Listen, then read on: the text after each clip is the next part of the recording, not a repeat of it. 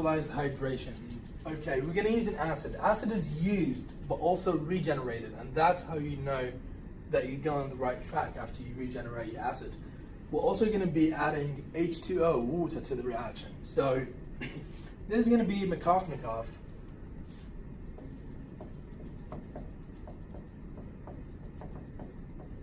addition. And if you guys remember from Murtadha, what I want to add, the hydrogen would go to the least substituted side, and what I want to add, my addition substance, would go to the more substituted side.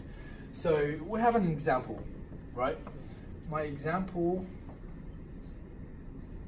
and I'm gonna add it to an acid, right? I'm gonna go with the most basic acid, hydronium, OH3 positive. As we remember, the pi bond could act as a nucleophile or a base, so it will do so. It will extract that hydrogen. The hydrogen would break the bond with the oxygen, resulting in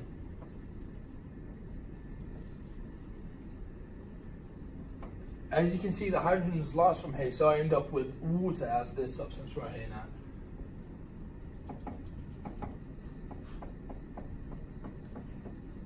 Okay, my hydrogen got added to the least substituted side, which is this side. This is primary, right?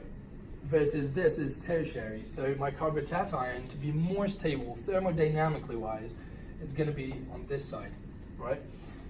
This water gonna act as a nucleophile. It would come and would attack right here. As a result,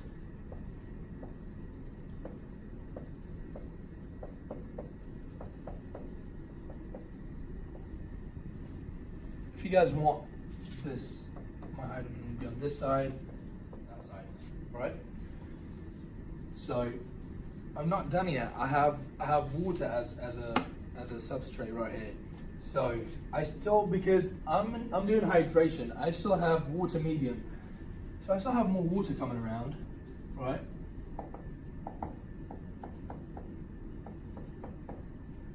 And that water would act as a base,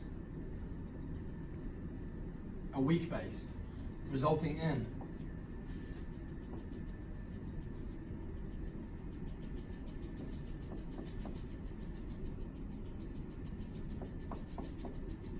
plus, see, this attracts the hydrogen again, so I'm forming a hydronium one more time, which is this is an acid. Acid is used but regenerated. I used my acid here, but I also regenerated my acid here. So in this situation, also we could determine that from now on, whatever is between brackets, right? This is going to be my dilute substance, my acid, right? Dilute means there is less of it in the reaction.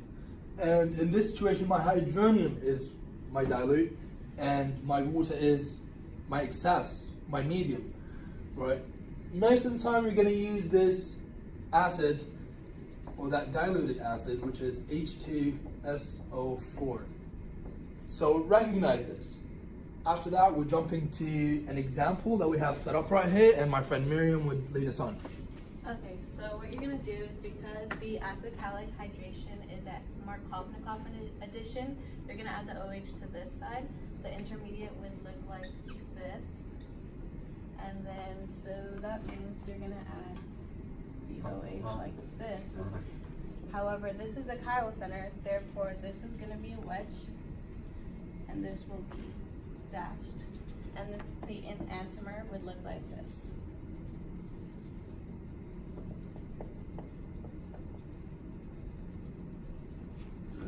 Section 8.6, oxymercuration and demercuration. So what is going on? Oxymercuration, that we're going to add a mercury to our alkene, and then demercuration, we're going to extract that mercury again, leaving us with only an alcohol. So this is beneficial because this would result in no carbon rearrangements. whatsoever. Like you guys will see in the mechanism. But anyhow, this is more beneficial than hydrating the reaction because it will not result in carbon rearrangement. The mechanism for this reaction would be as this is my reagent for the mercury.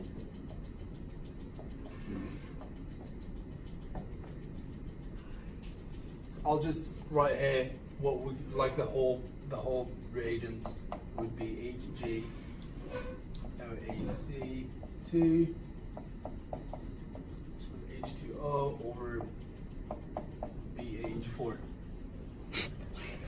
So what happens first is that this would leave, resulting in Hj positive with only one OAC.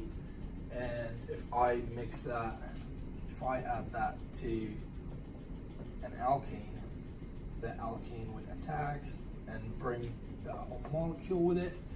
So it would be as so.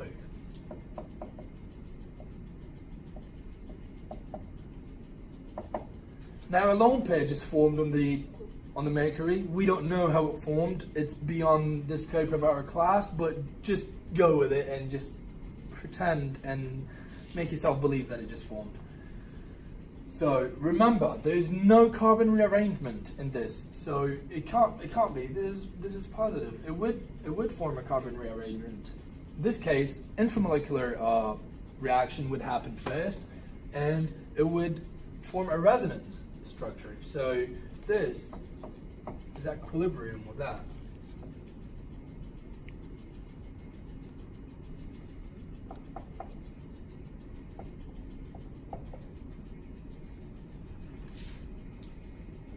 After these lone pairs can't attack this hydrogen, result in that.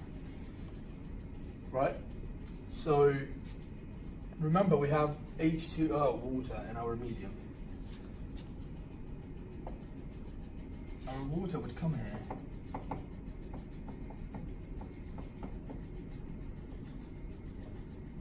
And remember, the water would come and attack the most substituted side. This carbon right here is tertiary, rather than this carbon right here is secondary.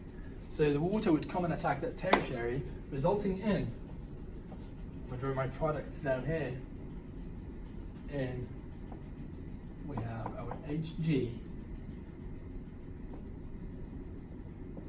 OAC, right?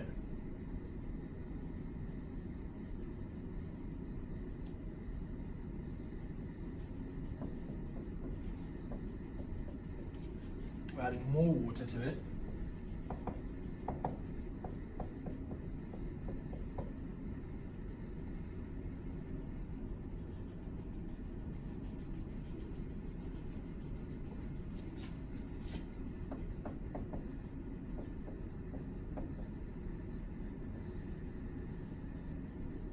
Now notice, this is not the final product. Another miracle can happen, which is also beyond the scope of our class. This Hg would leave. Resulting is the final product. That's what you're going to end up with, which is, here you have,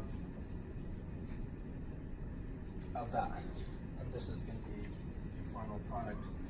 You're not held accountable to know the mechanism of what happened here, or how did that happen. You're only held responsible from this step to right here. We're going to try an example. So basically, because this is oxymercuration, demercuration, all we have to do is add an OH to the more substituted side, and that's all. And there's no carbocation rearrangement. So you go ahead and draw this, and notice that this carbon right here, once I draw the OH, it's kind of too small, so once I draw the OH, this is a chiral center, and so this would give me, we have to show stereochemistry, so you would do a wedge or a dash and just say that you would get this plus the enantiomer. And that's all. Thank you.